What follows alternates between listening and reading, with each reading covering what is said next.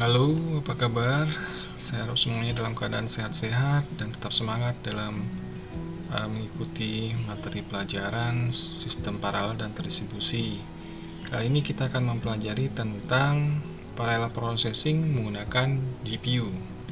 GPU adalah singkatan dari Graphics Processing Unit, yang merupakan salah satu komponen atau bagian dari komputer. Baik, dalam hal proses paralel atau parallel processing, kita berusaha untuk menggunakan atau mengelola kode-kode atau source code kita sehingga dapat diproses secara paralel pada CPU maupun pada GPU, sehingga prosesnya dapat terjadi lebih cepat. Nah, ini adalah histori dari GPU. Awalnya didesain untuk graphics processor untuk mengelola atau melakukan komputasi untuk menampilkan di layar ya, display atau di monitor. Nah, pada awalnya juga dikembangkan untuk aplikasi gaming. Kemudian dapat juga digunakan untuk melakukan operasi arithmetic ya, yang membutuhkan operasi arithmetic yang sangat besar atau membutuhkan data yang sangat besar, dan juga untuk rendering dan shading. Rendering itu untuk contohnya dalam membangun aplikasi animasi, itu membuat video animasi, maka video animasi dibuat berdasarkan image semuanya, kemudian di rendering, disatukan seperti itu. Kemudian GPU juga didesain untuk operasi matrix, sangat baik dalam operasi matrix. Kemudian first GPU itu adalah GeForce 256 dari Nvidia pada tahun 1999 dikeluarkannya. Nah, kemudian ini penggunaan dari GPU. Dari GPU bisa digunakan pada sistem embedded system seperti pada aplikasi pada unmanned vehicle atau mungkin mobil tanpa pengendara, jadi mobil bisa jalan sendiri. Untuk komputasinya bisa menggunakan GPU. Kemudian pada personal computer seperti komputer kita itu menggunakan GPU untuk menampilkan data di layar seperti itu. Kemudian bisa juga digunakan pada game consoles, mobile phones, dan workstations. Nah, kemudian kapankah GPU itu adalah good idea? Itu kapan menggunakan GPU? Nah, ini ada beberapa contoh untuk menggunakan GPU, yaitu menggunakan pada saat melakukan linear algebra, komputasi linear algebra, kemudian komputasi signal dan image processing, kemudian neural networks dan deep learning, kemudian machine learning lainnya, kemudian simulation dan particle transport, Monte Carlo simulation dan particle transport, fluid simulation, kemudian in-memory database. Ini good ideas untuk menggunakan GPU, dan tentunya banyak komputasi lainnya. Nah, kemudian tipe operasi apa yang sebaiknya menggunakan GPU? Secara umum, nah ini kata kuncinya, jika step-step dalam proses itu, langkah-langkah dalam proses itu dapat dideskripsikan dengan lakukan operasi matematikal sebanyak ribuan kali, maka itu adalah good idea atau sebaiknya menggunakan GPU. Contohnya adalah matrix multiplication, perkalian matriks, dan juga komputasi inverse dari matriks. Nah, kemudian dalam menggunakan GPU itu ada cost, karena harus dikirimkan ke device GPU, itu ke graphical processing unitnya, cardnya. Nah, GPU itu tidak memiliki akses langsung ke bagian-bagian komputer yang lainnya, hanya ke display gitu ya, ke monitor. Nah, untuk itu jika ingin melakukan komputasi di GPU, maka kita perlu mengirimkan data ke GPU terlebih dahulu, kemudian melakukan operasi atau komputasi, dan kemudian hasil komputasi atau hasil operasi akan kembali ke computer's main memory, ke RAM memori dari komputer. Kemudian nah, hal ini dapat dilakukan secara otomatis kalau kita menggunakan TensorFlow. Jadi tidak perlu kita memikirkannya dalam melakukan coding. Jadi codingnya tinggal mengambil library, contohnya dari TensorFlow, itu kita tidak harus mengurus ini secara coding karena tinggal menggunakan library. Nah, ini spesifikasi dari GPU dan CPU. Kalau dilihat dari cores-nya, CPU terdiri atas beberapa cores yang dioptimasi untuk serial processing. Kalau GPU terdiri atas ratusan atau ribuan cores yang didesain untuk berjalan secara paralel. Jadi itu perbandingannya, CPU hanya beberapa, GPU bisa sampai ribuan cores. Kemudian GPU menyediakan instruksi throughput yang lebih tinggi atau memory bandwidth yang lebih tinggi dibandingkan dengan CPU dengan harga yang atau kebutuhan energi yang lebih atau sama gitu ya. Jadi dalam hal harga maupun penggunaan listrik yang sama, itu GPU bisa menyediakan kemampuan yang lebih baik dibandingkan dengan CPU. Kemampuan dalam hal ini throughput dan memory bandwidth-nya untuk mengeksekusi instruksi. Nah, kemudian banyak aplikasi yang memanfaatkan kapabilitas dari GPU ini sehingga bisa dapat menjalankan aplikasi lebih cepat di GPU. Kemudian ini arsitektur dari GPU dan CPU. Jadi CPU didesain untuk bekerja dengan baik ketika mengeksekusi operasi yang berantai, sekuensial, yang disebut dengan thread. Jadi dapat dieksekusi secara cepat mungkin dan dapat mengeksekusi puluhan threads secara paralel. Itu dilakukan oleh CPU. Nah, GPU didesain untuk bekerja dengan baik dalam mengeksekusi ribuan dari threads ini secara paralel. Nah, kalau kita lihat dari gambar ini, sebelah kiri adalah CPU terdiri atas dynamic RAM sama seperti GPU. Kemudian CPU memiliki L3 cache, di GPU tidak ada. Kemudian CPU memiliki L2 cache, di sini ada sama-sama dengan GPU. Kemudian kita lihat di sini masing-masing core dari CPU memiliki L1 cache, memiliki control. Nah, kemudian kalau kita bandingkan dengan GPU terdiri atas dari rangkaian cores seperti ini, ada beberapa cores tapi memiliki satu kontrol dan satu L cache gitu.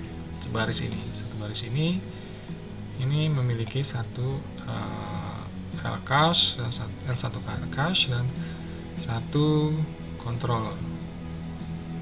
Nah, ini bedanya. Jadi kalau di sini coresnya banyak tapi cache-nya dan kontrolnya satu untuk satu baris ini. Ya. Ini terdiri atas banyak cores, ini cores semua cores. Gitu ya. Banyak cores. Oke, ini bedanya antara GPU dan CPU terkait dengan arsitektur mereka. Oke, nah kemudian kita lihat sekarang adalah CUDA Compute Unified Device Architectures. Ini adalah sebuah platform dan sebuah API yang dibuat oleh NVIDIA sehingga mengizinkan pengembang aplikasi atau pengembang perangkat lunak atau software engineers dapat menggunakan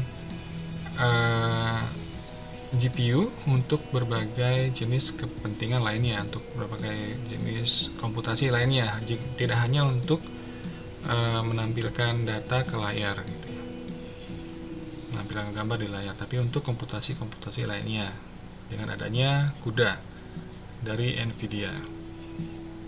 Kemudian ada CUDA toolkit, ini untuk developer dalam membangun aplikasi. Nah, ini kita bisa lihat di websitenya https://developer.nvidia.com CUDA toolkit. Ya, sehingga dengan menggunakan CUDA toolkit ini dapat melakukan pengembangan, dapat menyediakan lingkungan pengembangan untuk menggunakan GPU. Oke, kemudian dalam CUDA itu ada 2 keywords atau kata kunci yang digunakan, yaitu host dan device. Host mengacu kepada CPU, mengacu pada sistem CPU, dan sistem memori diasosiasikan dengan host memory. Jadi kalau disebut dengan host memory berarti itu memori terkait dengan CPU. Kemudian GPU disebut juga dengan device, ya. Jadi host dan device. Host tadi CPU, GPU itu adalah device.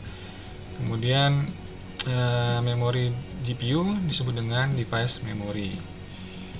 Nah, untuk mengeksekusi CUDA program itu ada 3 langkah utama.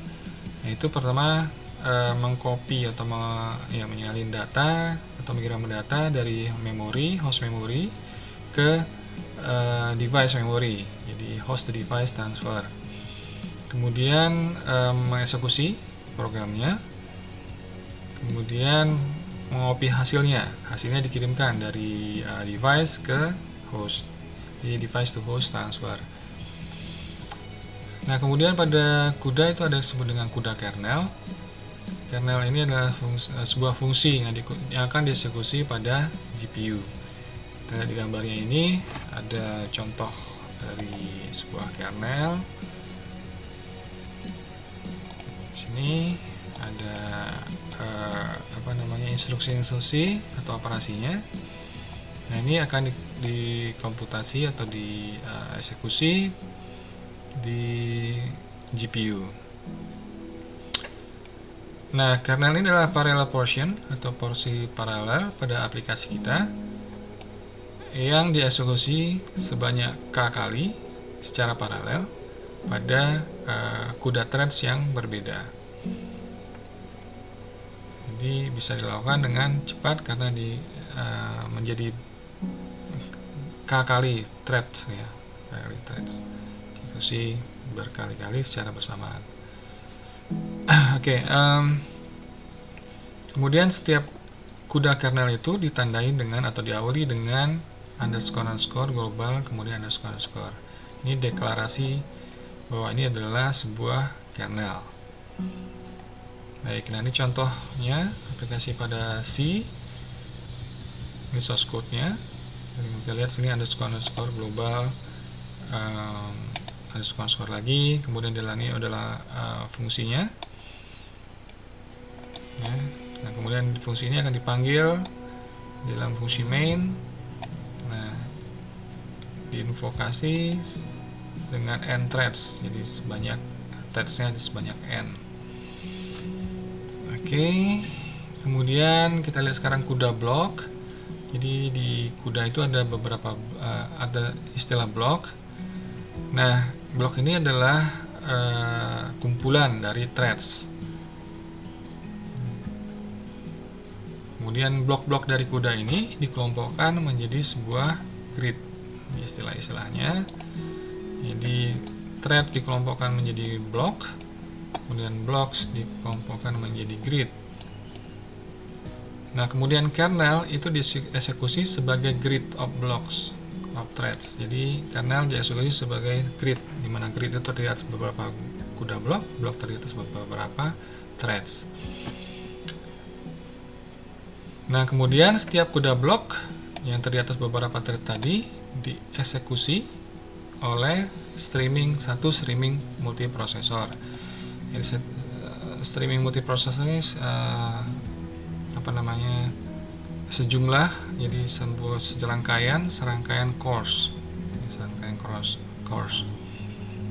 Nah, CUDA blok ini hanya bisa dieksekusi pada satu SM. Ini tidak bisa dipindahkan ke SM lainnya. Oke, ini contohnya kita lihat di sini ada blok-blok yang tadi ada grid yang terdiri atas blok-blok, dalam blok ini ada threads. Ini akan dieksekusi di GPU terdiri atas berbagai banyak cores ya.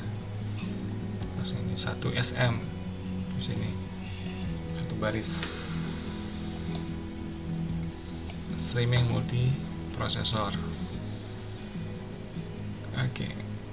Nah, kita lihat sekarang pemetaannya ke hardware dari CUDA blok-blok tadi atau CUDA istilah-istilah CUDA tadi.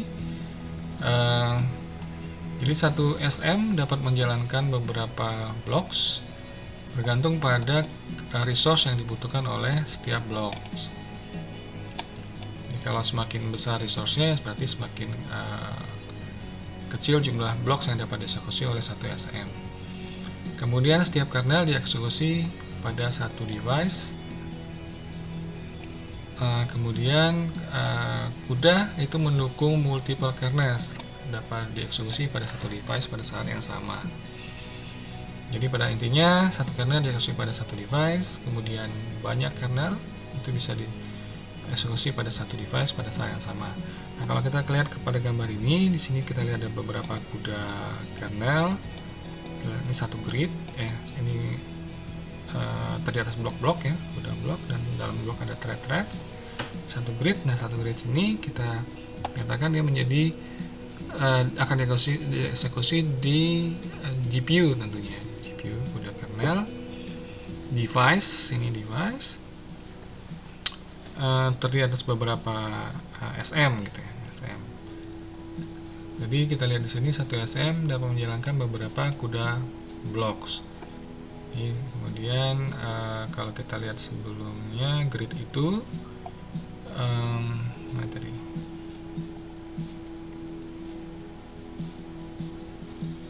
Nah, kernel itu ada dieksekusi sebagai grid of blocks. Oke. Kemudian satu CUDA blocks dieksekusi oleh satu SM. Nah, yang ini dieksekusi oleh SM gitu ya. Nah, CUDA thread block itu dieksekusi pada satu SM. Kemudian kita lihat di sini CUDA thread di situ dieksekusi pada satu CUDA core. Satu CUDA core bisa melayani beberapa thread sebenarnya. Jadi kalau contohnya pada satu SM terdiri atas 8 cores. Nah, satu cores itu bisa memiliki 4 thread, maka bisa kita bilang 32 thread dapat berjalan pada satu SM tadi. Oke, kita lanjutkan. Nah, ini memori hierarchy pada GPU. Kita mulai dari yang paling bawah. Paling bawah ada global memory sampai 40 GB pada Tesla A100. Kemudian memiliki L2 cache 40 MB. Kemudian setelah itu masuk ke masuk ke streaming multiprocessor. Sini kita lihat ada cache-nya. Ini kan satu SM itu terdiri atas beberapa cores. Kalau kita mengacu pada gambar yang sebelumnya, lihat gambarnya. Nah, ini kita lihat kontrol dan cache-nya, satu kontrol dan satu cache digunakan untuk sebaris cores. Kembali lagi ke tadi. Nah, kita lihat di sini ada SM0, streaming multiprocessor 0, milik register, satu memory, cache, read only memory, dan semuanya sama. Kita lihat masing-masing bagian dari memori tersebut. Pertama ada registers. Ini menyimpan instruksi-instruksi. Ini private ke setiap thread, jadi tidak di-share. Kemudian ada L1 share memory. Nah, kalau ini untuk di-share, setiap SM memiliki fast dan on-chip scratchpad memory. Yang tadi satu baris cores itu punya satu L1 shared memory, L-cache, satu cache memory. Nah, seluruh threads pada CUDA block dapat menggunakan memori ini, shared memory ini. Kemudian read only memory itu setiap SM memiliki instruction cache atau constant memory, text to memory atau read only cache. Ini hanya read only untuk kernel code. Kemudian ada L2 cache, ini share across all SMs. Jadi bisa digunakan oleh semua stream multiprosesor. Hingga setiap thread dalam CUDA block dapat mengakses memori ini.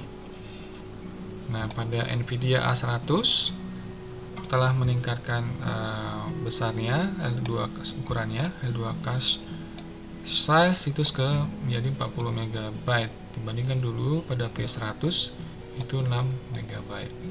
Kemudian ada global memory, ini adalah frame buffer size yang tentunya juga share memory, bisa digunakan oleh berbagai jenis SM maupun threads. Jadi ya untuk menyimpan frame menjadi sebagai frame buffer size, frame buffer memory. Nah, dalam menggunakan GPU itu butuh library agar pembangunan aplikasi atau pemrograman dapat dilakukan dengan cepat, tidak harus mengurus bagaimana mengalokasikan atau menggunakan GPU.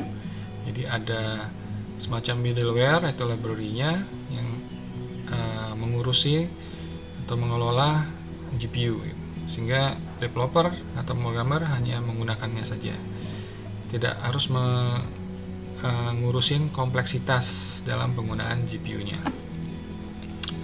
Nah, ini beberapa library pada pemrograman Python. Itu ada PyCUDA, environment menggunakan CUDA. Kemudian ada Numba, ini just-in-time compiler, dapat mentransaksikan bagian dari Python dan NumPy menjadi kode fast machine, itu bahasa binary code. Jadi binary code yang dapat dieksekusi dengan cepat. Kemudian PyTorch, yang juga satu jenis library lainnya, menggunakan Torch library, digunakan untuk aplikasi-aplikasi seperti computer vision dan natural language processing. Nah, ini dikembangkan oleh Facebook AI Research Lab. Kemudian dari TensorFlow ada free open source software library juga untuk machine learning. Tidak dapat digunakan untuk berbagai jenis task, namun fokusnya adalah untuk training dan inference of deep neural networks. Kemudian ada Keras, ini sama library juga, open source library yang menyediakan interface untuk artificial neural networks. Nah, Keras ini berarti sebagai interface pada TensorFlow library. Jadi kalau kita menggunakan TensorFlow library, maka di dalamnya sudah ada Kerasnya. Oke, ini masih terkait library. Ini kita bisa lihat di sini ada berbagai jenis GPUs. Nah, di bawah sini ada Jetson, Tegra, GeForce, kemudian ada Quadro, kemudian ada Tesla. Nah, di sini kita lihat ada programming language yang bisa menggunakan GPU, C, C++, Fortran, Java, Python, Wrappers, dan seterusnya. Kemudian ada di sini libraries dan middleware, CUDNN, TensorRT, dan seterusnya. Oke. Nah, kita lihat sekarang PyCUDA. Contoh aplikasi yang menggunakan PyCUDA, untuk Python contohnya. Jadi PyCUDA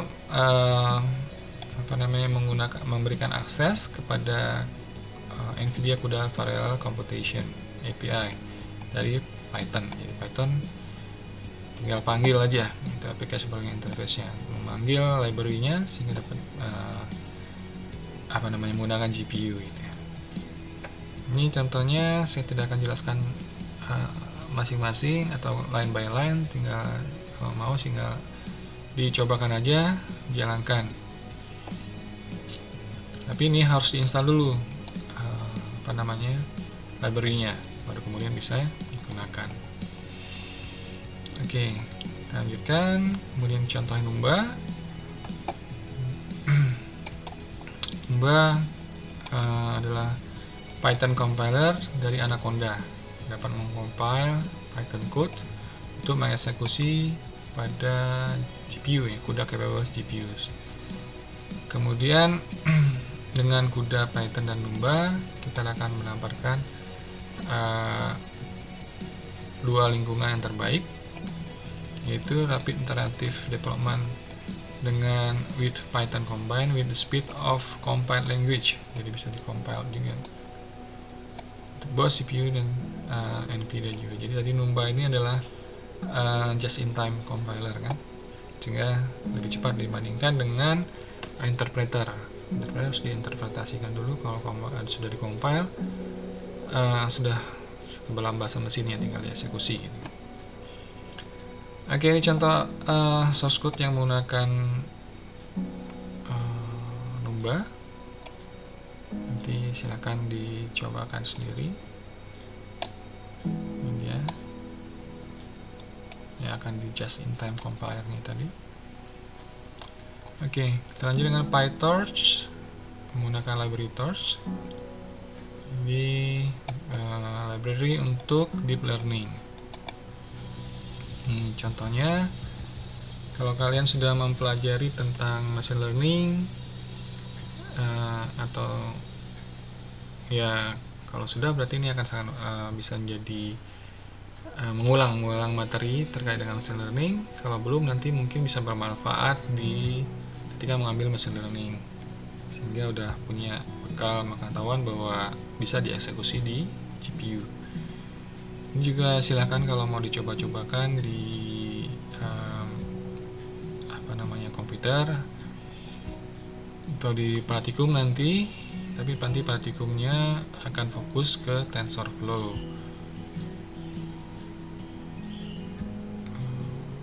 Kemudian, ini TensorFlow untuk machine learning.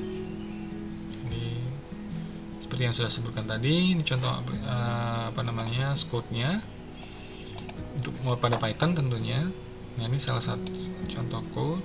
Ini kalau ini dieksekusi akan menampilkan jumlah GPU yang tersedia.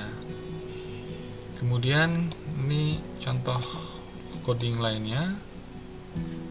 Nah, nanti ini silakan dicobakan sendiri. Jadi menggunakan dataset MNIST.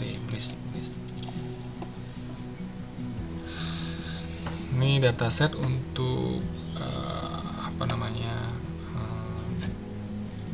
angka gitu, angka tulisan huruf-huruf atau angka untuk mengidentifikasi angka. Melakukan training, kemudian bisa menentukan.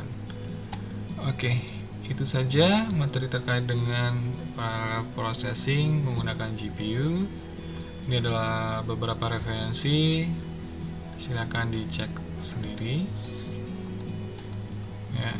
Itu saja, semoga dapat dipahami dan dapat dicobakan. Tentunya kalau tanpa mencoba, tanpa bisa menggunakan, saya pikir terkait dengan konteksnya GPU tidak ada manfaatnya kalau kita tidak bisa menggunakannya.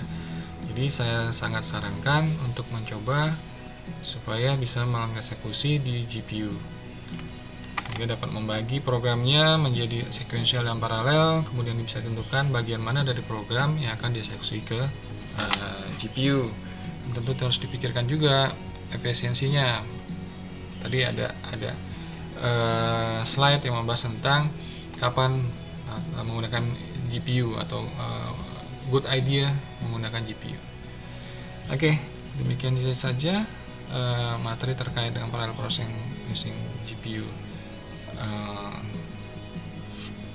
Sekian, terima kasih.